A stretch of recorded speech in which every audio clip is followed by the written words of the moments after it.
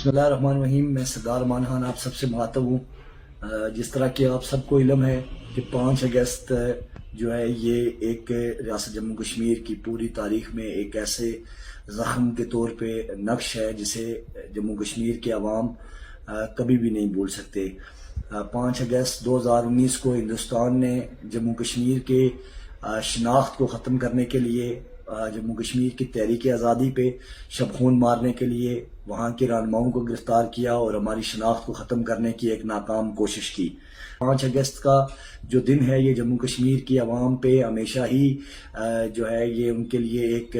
قہر بن کے ٹوٹتا رہا ہے، اور جموں کشمیر کے لوگ ہمیشہ اس دن سراپا احتجاج رہے. میں عوام الناس سے، جموں کشمیر بھر کے عوام سے میں گزارش کرنا چاہتا ہوں کہ وہ 5 اگست کو اپنے اپنے گھروں سے باہر نکلیں، جو ہے وہ اپنے احتجاج کو ریکارڈ کروائیں. وہ ہندوستانی مقبوضہ جموں کشمیر کے عوام کی آواز بنتے ہوئے دلی کی تہاڑ جیل میں قید کاٹنے والے یاسین ملک صاحب اور دیگر کشمیری حریت پسند رہنماؤں کی رہائی کے لیے اور ان کے حق کے لیے اور جموں کشمیر کے غصب شدہ